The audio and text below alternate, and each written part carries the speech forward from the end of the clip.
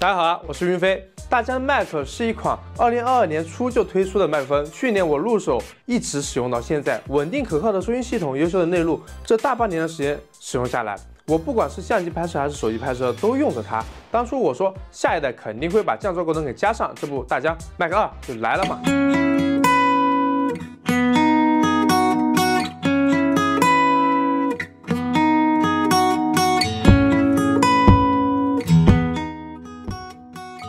新一代的大疆 Mic 2真的升级的点还是蛮多的，在麦克风系统上是真舍得给。两收藏支持一波，咱们从长期使用者的视角来出发，来听一听这次的2代。这将会是一个相对比较详细的视频。我作为一个1代产品的使用者，看到2代的设计，看到它的产品，我会觉得，大疆又在原本非常出色的产品上下了非常多功夫，改进了很多。接下来我们来看看它的外观设计。我们这次依然是1+2的充电盒套装，充电盒从原来的塑料外壳换成了金属，开盖处新增了一个 锁扣，音频设备的安全性会大大的提高，不会意外的掉落了，这点非常不错。当然，这次升级的点有很多，盒子明显是大了一圈，重量也来到了200克，内置了3250毫安时的电池，大了这么多，不仅仅是电池，更多的是内部麦克风迎来了大升级。一开盖，你瞅瞅这仨，除了保持了原有的框架，其他的地方都大变样了。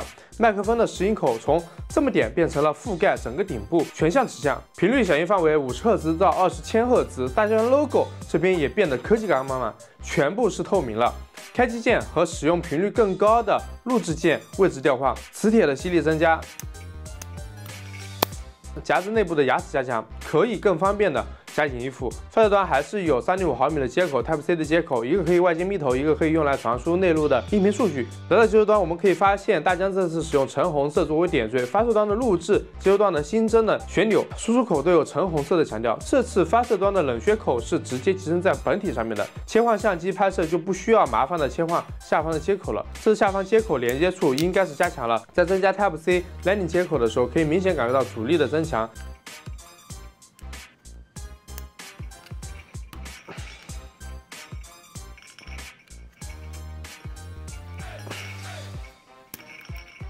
接口方面没有变化，耳机口、音频输出 Type-C， 接收器在触摸屏的基础上增加了波轮按钮，在设置和调整的时候可以更方便的编辑对应的内容。终于不需要在这块小小的屏幕上点来点去了。虽然频次不高，但有这样一个按钮还是方便的。外观以及上一代的明显差距我们已经了解了。那么这次升级，我们实际使用中会带来哪些改变呢？首先，麦克风最重要的就是音质的表现。这次大疆 Mic 2代是全向指向，频率响应范围、声音的质量都有很大的提升，底噪也更加优秀。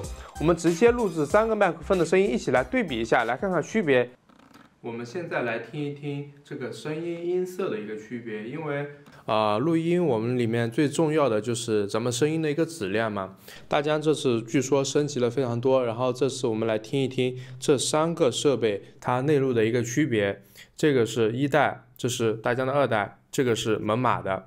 然后我们一起来看一看它们的区别，然后我们可以仔细注意一下它的底噪。 然后对声音的一个还原，大家觉得哪个更好呢？然后对声音的一个还原，大家觉得哪个更好呢？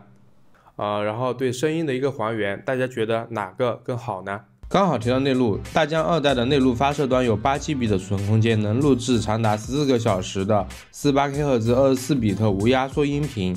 且可以通过32比特的浮点内录功能获得32比特浮点录音，这个功能是旗舰麦克风的标配了，用过的都知道香。危急时刻还可以当做录音笔来使用，拍摄的时候可以作为备份的音频，防止音频的丢失。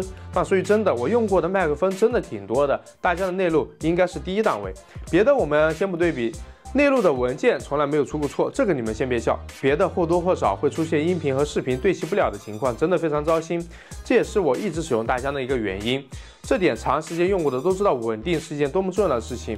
另一块就是它的降噪功能了，这是它升级的一大卖点。这个具体的技术我们就不扯了，大疆在这一块算是比较晚跟进的。我们可以一起来看看它的表现如何。好，现在我们来测试一下它的降噪功能。我现在是在空调外机的这一边啊，它这边是有比较大的一个噪音。 然后我们现在直接点击发射端的这个开启的按钮，它这边灯变成了这种黄灯，然后同时它这个降噪就开启了。然后你们可以对比一下它这个降噪的能力，降噪前和降噪后。我现在再把这个关闭，然后大家再仔细听一下我们的这个声音变化。然后我现在再开启。你可以感受一下这其中的一些细微的变化，看看这个降噪的能力究竟强不强。现在是在扬州的街道上，大家可以听一下我现在背后的这个声音的噪音。好，3、2、1，我们开启降噪。好，现在降噪开启了，大家再听一下我后面的这个背景音，大家可以做一下对比。好，我现在在关闭，然后大家再感受一下。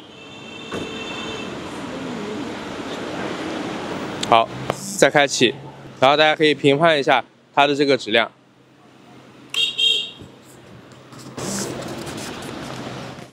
另一块是稳定性，也不多逼逼，直接上距离测试。现在我们来测试一下大疆麦克2，它的传输距离有多远？官方宣传是有200多米，而且是无遮挡，可以随便的动的。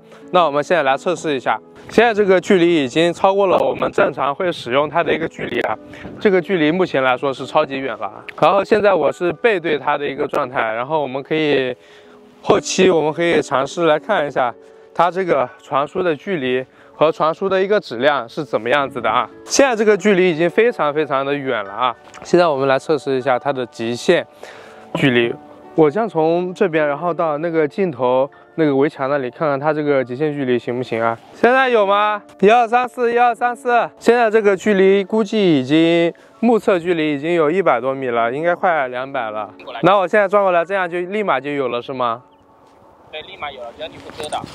那我现在录一下。那么现在我们稍微的极限的测试了一下，1234，1234，1234。对。那么大疆的麦克2代在这个距离下，它是可以，没有限制，你直接360度，或者说有一点轻微的遮挡是没有问题的。但稍微再远一点，你背对它的话，它就是会有那个断连。使用它需要注意的一个点，差不多就是那么大的一个。无遮挡的一个场景下，它可以正常工作的一个范围。那么大家对它这个稳定性的一个表现，你们觉得如何呢？在这一块，我们实际测试可以看到，基本上是在100多米的距离，接近它的稳定极限了。有遮挡就会影响到信号的传输，基本上无遮挡200米没有啥问题，有遮挡的情况下，100米内可以保证稳定。大家在正常工作距离内是不会遇到信号稳定性的问题的。基本测试完毕，大家对它的性能都有了一个大致的了解。那么接下来我来结合这套产品以及1年使用1代的感受来谈一谈我注意到的一些点。开盖即用，这个大家用过的都体会过。2代和1代一样，开盖你最好确认一下都亮了，你再拿出来，因为它这个开机时间会有一定的延后。但收纳起来依然非常方便，你插着手机接口的配件依然是可以很方便的放入。这次2代的 Mac 除了可以直接电脑录音之外，还适配了大疆运动相机 Action 4和 Vlog 相机 Pocket 3，且可以直接蓝牙连接手机使用，这点真的是太牛了。等于这3个玩意儿有很多搭配，看你预算。在之前的低切、增益等功能的基础上，这回2代是直接适配了各大厂商的相机，在接收端你可以直接设置你相机的型号，直接匹配最适合你的增益调整，这点非常赞啊！大部分用户的福音，同步相机开机、录音震动提示、自动录制这些功能，我就不详细讲了，我就给大家演示一下他们在录制中的状态。我们在发射端点击录制，在接收端就有一个非常明显的提示，但还是会有一个槽点，我们这是1拖2的套装，对吧？